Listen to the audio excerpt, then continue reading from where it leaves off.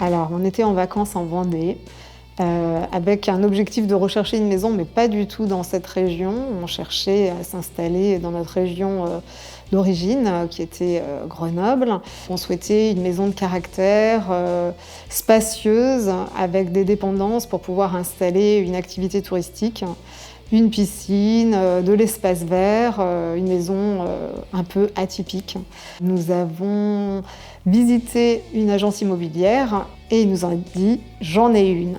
Quand on est arrivé, tout était réuni. On était sur la petite butte avec un beau portail en pierre, des murs du logis qui cerclaient un petit peu toute cette propriété. Elle pouvait nous apporter tout ce qu'on recherchait, un endroit au calme, des bâtiments à restaurer pour implanter un projet touristique. Il fallait se projeter quand même parce que c'était une propriété qui était un petit peu dans son jus. La maison en elle-même était habitable sans aucun problème. En revanche, les dépendances étaient simplement un toit, des murs, il y avait tout à faire. Et puis les extérieurs, le jardin n'étaient pas du tout ce qu'ils sont aujourd'hui. Donc il y a eu beaucoup de travail de réaliser pour se projeter dans ce projet. Effectivement, c'était ambitieux.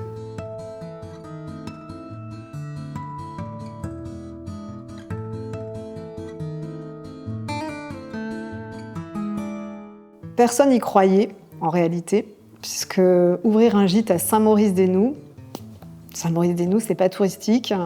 Notre entourage nous disait personne va venir en vacances à Saint-Maurice-des-Noux. On a eu du mal à faire comprendre aux banques que ce projet pouvait fonctionner, que ce projet pouvait vivre, puisqu'il n'y avait pas de gîte 12 personnes semblable à ça en Vendée, donc ils n'avaient pas de possibilité de regarder les chiffres. Ça a été un parcours un petit peu du combattant pour cette mise en place, mais le département nous a soutenus, est intervenu auprès de notre banque pour dire que ce projet était chouette et qu'il fallait l'accompagner. Puisqu'aujourd'hui, on est 4 étoiles, 4 épis, avec des équipements haut de gamme comme une piscine, le spa.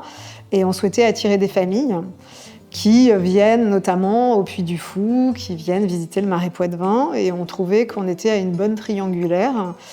Alors c'est vrai que ça n'a pas toujours été rose, en effet, puisque il a fallu gérer l'activité professionnelle principale, qui est notre entreprise LCI, les enfants, qui étaient encore jeunes, puisque c'était il y a 15 ans, et puis effectivement prendre cette casquette de chef de chantier, que j'aime beaucoup d'ailleurs. On s'est donné beaucoup de mal pour la réalisation de ce chantier. Ça a été très intense, effectivement, puisque le délai était très court. Et puis, comme dans tous les chantiers, il y a du retard. Donc, je pense que les dernières semaines, on a travaillé parfois jour et nuit pour boucler ce chantier et puis honorer nos engagements, puisqu'on avait déjà des réservations et également une date d'inauguration fixée en juin. Donc, il fallait pas chômer. Nos amis nous ont beaucoup soutenus, le voisinage également, les enfants. C'était parfois les week-ends prolongés. Venez tous, les copains, on a plein de boulot pour vous. Donc on en garde d'excellents souvenirs de cette gentillesse et de cette solidarité vis-à-vis des travaux entrepris. Bon, on a mis un peu tout le monde à contribution, même les enfants, allez, prenez un rouleau, prenez un pinceau, même les tout petits. C'était sympa de voir tout le monde dans ce lieu, comme une fourmilière, chacun dans une pièce, en train de finir certaines choses. Et ce, jusqu'au bout, jusqu'au jour de l'inauguration. Certains faisaient les vitres, certains continuaient à peindre. Donc ça a été chaud.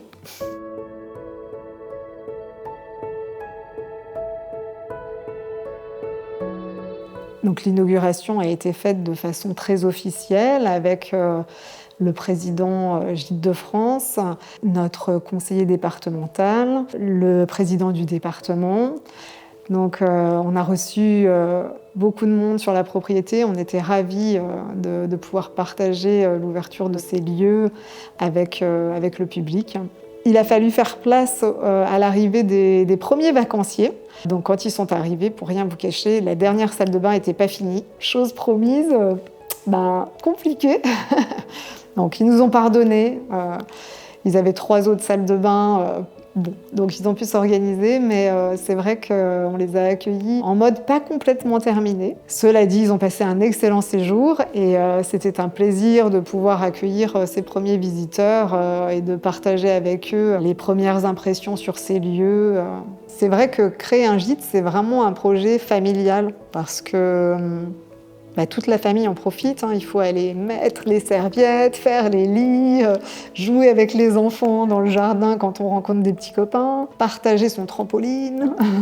Donc cet anniversaire, on a aussi envie de le marquer pour remercier toutes les personnes qui se sont investies avec nous et à nos côtés. Et c'est important aujourd'hui de les mettre aussi à l'honneur. Puisque sans cette aide précieuse, on n'aurait jamais réussi à boucler tout ça dans les délais.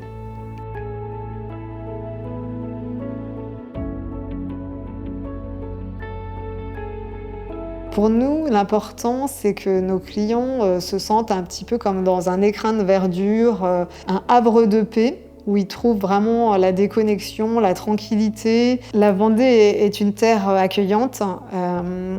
Les paysages sont préservés. On est dans un bocage qui est très agréable, à proximité de la forêt de Mervan. Et les gens peuvent se retrouver autour de choses simples, un bon repas, faire à manger tous ensemble, autour d'une cheminée. Des moments authentiques, des vacances, je dirais, autrement, loin des foules, loin du tourisme de masse. On aime la rencontre avec les gens. Nos visiteurs sont contents de nous croiser au jardin, de parler de ce qu'ils ont fait, de ce qu'ils ont découvert. L'accueil des vacanciers, ça procure des moments d'émotion. Dans le handicap, c'est encore plus vrai. Il était impensable pour moi de créer ce gîte sans offrir l'accès à tout le monde. Clairement. Je sais comme c'est difficile de trouver un hébergement, un lieu touristique qui soit vraiment accessible. Donc je voulais mettre un point d'honneur à accueillir toutes ces personnes qui rencontrent des difficultés.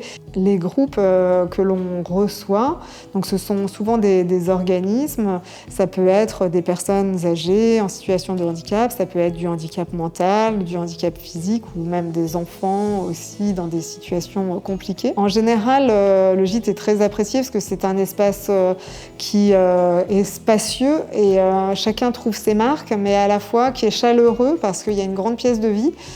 Ces personnes que l'on reçoit viennent d'un milieu hospitalier qui est parfois un peu froid et là, dans le gîte, ils se retrouvent un peu comme à la maison. Parfois, des enfants qui disent « Oui, c'est trop beau, je veux vivre ici » ou « Je veux acheter cette maison ». Donc c'est vrai que c'est des choses qui nous font chaud au cœur aussi parce que ça veut dire que ils ont passé un bon moment et qu'ils se sentent vraiment bien. Les gens sont ébahis. Waouh, c'est chouette de retrouver cette vieille pierre. Qu'ils sentent l'âme de ce lieu. Et d'ailleurs, c'est ce qu'il en ressort le plus souvent. C'était très important pour nous de garder l'esprit des maisons vendéennes.